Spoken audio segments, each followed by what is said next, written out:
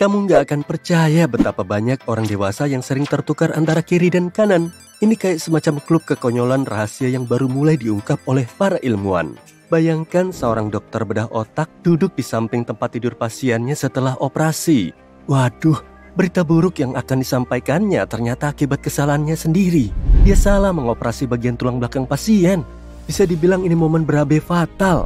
Ternyata, tertukar antara bagian kiri dan kanan adalah sebuah kesalahan besar dalam dunia medis. Ada beberapa kasus di mana dokter menyuntik mata yang salah atau menjalankan biopsi pada payudara yang salah. Bagi kebanyakan orang, membedakan kiri dan kanan itu semudah membedakan atas dan bawah. Namun, bagi sebagian orang, sekitar 1 dari 6 orang, menurut sebuah studi baru-baru ini, hal ini sangat membingungkan. Bahkan orang yang merasa sudah tahu bisa saja keliru oleh gangguan seperti suara keras atau pertanyaan yang gak nyambung. Percaya nggak percaya, menentukan sisi kanan dan kiri adalah proses yang kompleks. Proses ini membutuhkan ingatan, kemampuan bahasa, pemrosesan visual dan spasial, dan semacam akrobat mental.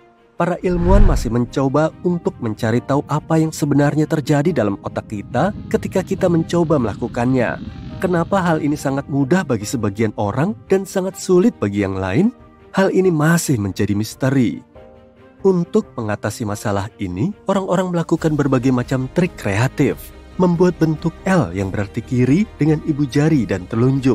Memikirkan tangan mana yang digunakan untuk menulis atau memetik gitar. Atau bahkan membuat tato atau tindik sebagai pengingat. Yang penting berhasil, bukan? Sekarang, katakanlah kamu harus mencari tahu sisi kiri dan kanan orang lain. Inilah saat segalanya menjadi lebih rumit.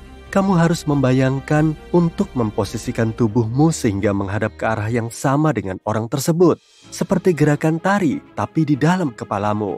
Orang-orang berpikir, kalau aku menghadapmu, tangan kiriku akan berlawanan dengan tangan kananmu.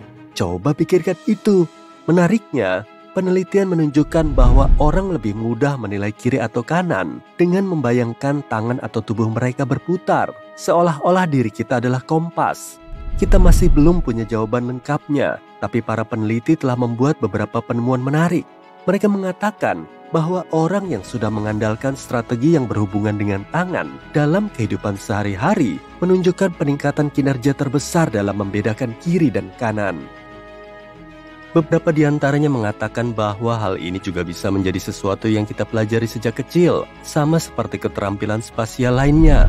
Anak-anak yang menavigasi dan membuat keputusan sendiri cenderung menjadi ahli pembeda kiri kanan yang lebih baik. Jadi, biarkan saja anak-anak kita sesekali memimpin, maka kita akan memiliki generasi baru navigator yang ahli. Alice Gomez dan tim penelitinya menemukan satu lagi informasi yang menarik. Mengetahui arah kiri dan kanan dapat diajarkan kepada anak-anak dengan program yang tepat. Mereka merancang intervensi selama 2 minggu untuk meningkatkan kesadaran tubuh dan keterampilan motorik anak-anak. Pada akhirnya, jumlah kesalahan kiri kanan berkurang hampir 50%. Kita tahu bahwa kesalahan kiri kanan dapat menimbulkan konsekuensi tidak hanya dalam dunia kedokteran, tapi juga dalam bidang kehidupan lainnya. Rumornya, juru mudi kapal Titanic yang salah belok berperan dalam tenggelamnya kapal tersebut. Karena banyak hal umumnya dirancang untuk orang pengguna tangan kanan. Orang-orang kidal harus menyesuaikan diri dengan lingkungannya. Ini agak menyulitkan, tapi setidaknya kesulitan ini telah diperhitungkan. Dan orang-orang pun mulai merancang barang-barang untuk orang kidal juga. Ngomong-ngomong, para ahli bedah kini menggambar pada kulit pasien mereka dengan spidol untuk menunjukkan bagian mana yang akan dioperasi. Juga tanda jangan dipotong di sini di bagian lainnya. Sederhana namun sangat efektif.